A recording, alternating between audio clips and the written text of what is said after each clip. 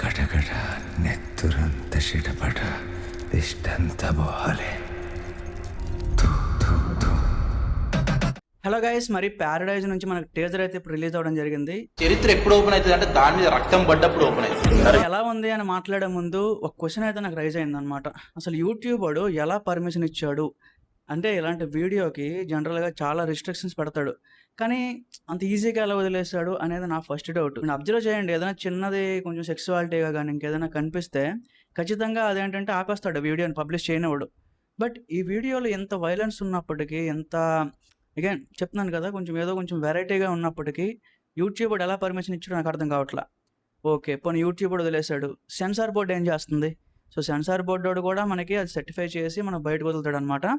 మరి టీజర్ చూసినప్పుడు మరి అలా నిద్రపోతున్నారా అనేది కూడా నాకు అనిపించింది. ఎందుకంటే జనరల్గా ఇంత వైలెన్స్ పెట్టుకొని, ఎంత ఒక 18+ కంటెంట్ పెట్టుకొని ఎట్లా అసలు సినిమా రిలీజ్ చేద్దాం అనుకుంటున్నారో నాకైతే అసలు అర్థం కావట్లా.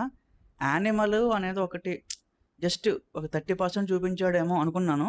బట్ ఇందులో ఏంటంటే ఇంకా బూతులు అది ఇది ఇంకా ఇష్టం వచ్చినట్టు పెట్టేసినట్టు అనిపించింది నాకు. ఇది ఏదో టీజర్లా లేదు గైస్, ఏదో ఒక వీధిలో ఇద్దరు కొట్టుకున్నట్టు, ఇద్దరు తిట్టుకున్నట్టు ఉంది. ఎంత నెగిటివ్గా చెప్తున్నావు ఏంటి అంటే, నెగిటివ్ అని చెప్పట్లేదు, కాకపోతే ఇదేంటంటే కంప్లీట్ ఆ స్కేల్ అనేది మారిపోయింది అనమాట. నాని గారి సినిమాలు అంటే ఏంటి, మనకు ఒకటే గుర్తొస్తుంది. ఇప్పుడు ఇంట్లో కానీ ఎక్కడైనా సరే ఫ్యామిలీ అంతా కూర్చొని ఎంజాయ్ చేయొచ్చు, కంఫర్ట్గా చూడొచ్చు అనే ఒక మైండ్ సెట్ ఉంటుంది నాని గారి సినిమాలు అనగానే. కానీ ఇప్పుడు ఈ టీజర్ చూసిన తర్వాత, ఈ టీజర్ అనే కాదు, స్టార్టింగ్ నుంచి మనకి ప్యారడైజ్ నుంచి వచ్చిన ప్రతి కంటెంట్ చూస్తున్న ప్రతిసారి నాకు ఒకటే క్వశ్చన్ రైజ్ అవుతుంది. నాని గారు ఫ్యామిలీ ఆడియన్స్ గురించి ఎందుకు ఆలోచించట్లేదు, ఫ్యామిలీ ఆడియన్స్ని వదిలేస్తున్నారా అనే ఒక క్వశ్చన్ అయితే రైజ్ అవుతుంది అనమాట. సో ఓవరాల్గా మరి ఎలా ఉంది టీజర్ అంటే, ఇంకా ఫెంటాస్టిక్ గైస్, చెప్తున్నాను కదా, అసలు ఎవ్వరు ఊహించని విధంగా ఉంది. నాని గారి నుంచి ఈ టైప్ ఆఫ్ కంటెంట్ అనేది నేను అసలు ఎక్స్పెక్ట్ చేయలా.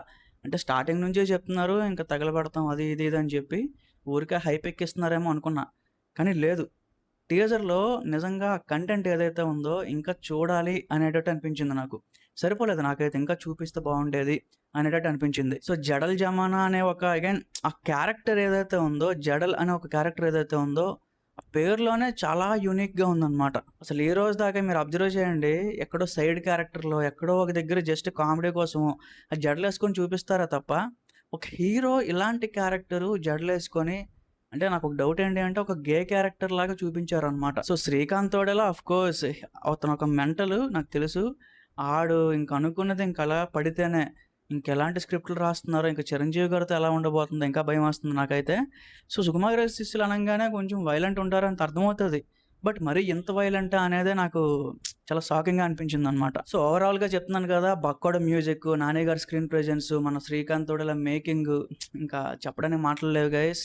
2026లో వన్ ఆఫ్ ద కాదు, one and only biggest block buster అయితే లోడ్ అవుతుంది. నాని గారు టైర్ 2 నుంచి మనకి టైర్ 1కి ఇంకా డైరెక్ట్ ఎక్కేపోతున్నారు అని చెప్పి నేనైతే చెప్పగలను అనమాట. మనకు డే 1 కూడా మంచి ఓపెనింగ్స్ పడతాయి. సో వెయిట్ చేయండి, సినిమా వచ్చిన తర్వాత మిగతా విషయాలు అయితే మాట్లాడదాం. బట్ నేనైతే ఫుల్ సాటిస్ఫై అయ్యాను టీజర్ చూసి. మరి మీకు ఏమనిపించింది? కొంతమందికి నచ్చుతుంది, కొంతమంది నచ్చదు, బట్ మీకేమనిపించింది అంటే అది కూడా కామెంట్స్లో చెప్పండి. So thank you.